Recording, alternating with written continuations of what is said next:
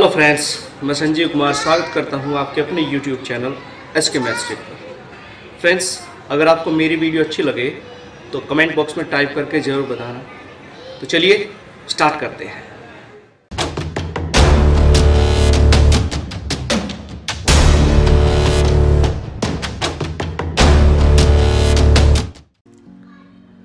तो students, video शुरुआत करने से पहले मेरी आपसे रिक्वेस्ट है कि मेरे इस चैनल को सब्सक्राइब करें और बेल आइकन को ऑन करके इसको ज़्यादा से ज़्यादा शेयर करें। तो चलिए स्टार्ट करते हैं आज की वीडियो, जिसमें कवर किया है मैंने चैप्टर नंबर 5 अर्थमेटिक प्रोग्रेशन। तो फ्रेंड्स, अर्थमेटिक प्रोग्रेशन को पढ़ने से पहले नेचर में हम कुछ चीज़ों का स्टडी करते हैं।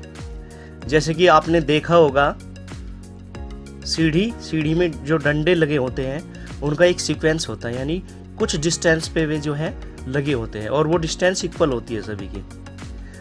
और भुट्टे को देखा होगा आपने, भुट्टे में जो बीज होते हैं उसके दाने होते हैं, जो उनका एक अरेंजमेंट होता है, एक पैटर्न से लगे होते हैं। इसी की तरीके से आपने देखा होगा जो सनफ्लावर है, सूरजमुखी, उसमें उनकी पंखड़ियों को देखा होगा, उनका भी एक पैटर्न होता है।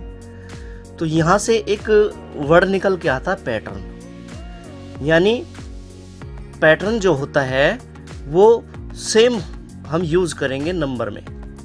जैसे कि इनका पैटर्न देखा आपने, तो उसी तरीके से एक नंबर होते हैं, नंबर का सीक्वेंस होता है, उनका भी एक पैटर्न बना होता है। तो यहीं से जो वर्ड निकल के आता है वो प्रोग्रेशन निकल के आता है। तो प्रोग्रेशन यानी अर्थमेटिक प्रोग्रेशन को पढ़ने से पहले सबसे पहले हम बेसिक बातों का ध्यान रखेंगे। तो कुछ बेसिक टर्म्स हैं जिनको हम जानेंगे। सबसे पहले नंबर पे है सीक्वेंस, दूसरे नंबर पे है सीरीज और तीसरे नंबर पे है प्रोग्रेशन। तो स्टूडेंट्स, सबसे पहले पढ़ते हैं सीक्वेंस क्या होता है। What is sequence? Set of numbers which are arranged according to any specific rule, यानी नंबर का एक सेट होता है जो अगर उसको हम अरेंज कर दें, जिसमें एक स्पेसिफिक रूल होता है, उसको हम सीक्वेंस कहते हैं। फॉर एग्जाम्पल 2, 3, 5, 7, 11 ये नंबर है, ये एक सीक्वेंस है, क्योंकि यहाँ पे जो रूल लगा है वो प्राइम नंबर का लगा है, यानी हमने प्राइम नंबर को एक सीक्वेंस में राइट कर दिया है। दूसरे नंबर पे है series. A series is a sequence of numbers that is added by plus signs and note the sum itself, यानी यहाँ पे जो नंबर्स होते हैं जो सीक्वेंस में लगे होते हैं उनमें प्लस साइंस होता है। जैसे एग्जांपल 2 + 3 + 5 + 7 + 11 डैश डैश डैश, इसको हम कंटिन्यू कर सकते हैं और ये एक सीरीज है, सम ऑफ 5 प्राइम नंबर की एक सीरीज है। Next number 3 progression. A set of numbers which are arranged according to some definite rule and having a specific formula to calculate its nth term, यानी जो नंबर का set होता है उसको हम अरेंज करते हैं कुछ स्पेसिफिक रूल से, और यहाँ हम फाइंड कर सकते हैं उसका nth टर्म। फॉर एग्जाम्पल, जैसे कि हमारे पास 2, 4, 6, 8, 10 डैश डैश, ये एक प्रोग्रेशन होगी, क्योंकि यहाँ पे जो है वो एक स्पेसिफिक रूल जो है इस टाइप से होता है कि हम इसका nth टर्म निकाल सकते हैं। तो यहाँ पे इसका nth टर्म निकल के आता है 2n, तो ये प्रोग्रेशन होती है। तो फ्रेंड्स, स्टार्ट करते हैं अर्थमेटिक प्रोग्रेशन, जिसको हम कहेंगे समांतर श्रेणी। जैसे कि नाम से ही पता चल रहा है, समांतर श्रेणी। यहाँ पे जो है कुछ टर्म्स होते हैं, उसमें अंतर जो है वो समान होगा। कैसे स्टडी करते हैं?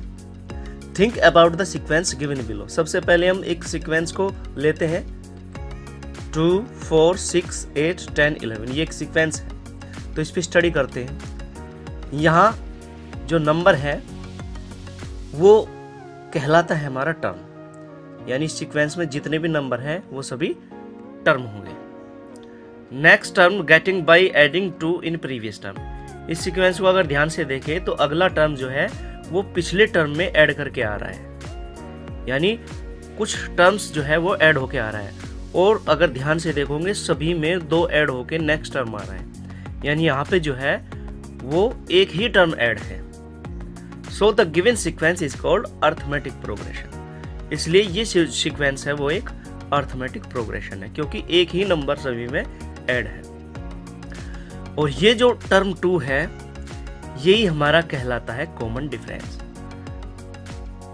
नेक्स्ट अगर जनरल फॉर्म में हम इसको निकालें तो कैसे निकालेंगे? तो स्टूडेंट्स देखते हैं कैसे निकालेंगे।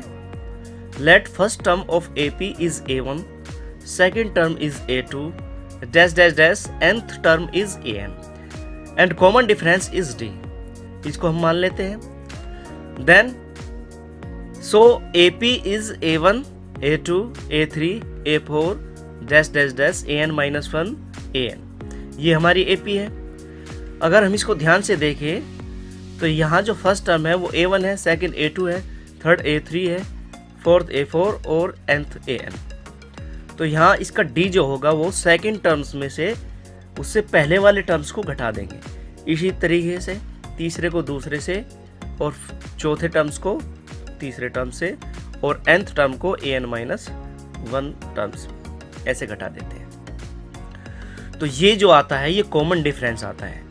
और कॉमन डिफरेंस का पता है, यानी सभी में ये डिफरेंस कॉमन होगा। अगर हम AP पे स्टडी करें तो सभी में जो डिफरेंस आएगा वो इक्वल आएगा, और इसी को कॉमन डिफरेंस का है। स्टूडेंट्स यहाँ नोट करने की बात है कि जो कॉमन डिफरेंस है वो पॉजिटिव भी आ सकता है, निगेटिव भी आ सकता है और 0 भी हो सकता है। यहाँ ये नोट करने की बात है। नेक्स्ट है हमारा एग्जाम्पल लेते हैं। Right the first term A and common difference D for AP। Right करते हैं फर्स्ट टर्म। ये आपको AP गिवन है 3/2, 1/2 एंड -1/2, -3/2 डैश डैश। तो यहाँ पे हमें इसका फर्स्ट टर्म और कॉमन डिफरेंस निकालना है। तो फर्स्ट टर्म जो पहला टर्म है इसका वही हमारा फर्स्ट टर्म होगा। तो सॉल्यूशन देखते हैं इसका। यहाँ पे A = 3/2 ये फर्स्ट टर्म है और D = सेकेंड टर्म्स में से फर्स्ट टर्म को निकाल देंगे, यानी 1/2 है। तो कॉमन डिफरेंस हो गया -1। नेक्स्ट एक एग्जांपल ले लेते हैं। Right the following sequence is AP, yes और नोट। यानी यहाँ पे आपको एक क्वेश्चन गिवन है जिसमें आपको बताना है कि कौन कौन AP में है, कौन नहीं है। तो ये 4 क्वेश्चन है फ्रेंड्स। इसमें से मैं आपको एक क्वेश्चन सोल्व करके दिखा देता हूँ, बाकी आप खुद कर सकते हो। तो कैसे? यहाँ पे हम A2 - A1 देखेंगे तो ये आ जाएगा हमारा दूसरे टर्म में से पहले वाला टर्म घटा के 10 - 4 = 6। इसी तरीके से A3 - A2 सभी में ये 6 आ रहा है, A4 - A3। तो यहाँ पे जो ये 6 आ रहा है ये कॉमन डिफरेंस है, इसलिए हम इसको लिख देंगे D = 6। यानी यहाँ पे मिल रहा है कॉमन डिफरेंस सेम है सभी का, इसलिए हम कहेंगे कि ये एक AP है। इसी तरीके से आप सेकंड, थर्ड और फोर्थ को सोल्व कर सकते हैं। तो you can solve the remaining question. Answer of second is yes, third is not and fourth is not आएगा। इसको आप ध्यान से देखो, उसको करना। नेक्स्ट, अगर आपको ये मेरी वीडियो अच्छी लगी फ्रेंड्स तो इसको लाइक करें, शेयर करें और हाँ, अपनी जो ओपिनियन है वो कमेंट बॉक्स में टाइप करके ज़रूर बताना। अगर आपको इम्प्रूव करनी है कोई वीडियो तो उसको मैं करने के सोल्व करूँगा। Thank you friends.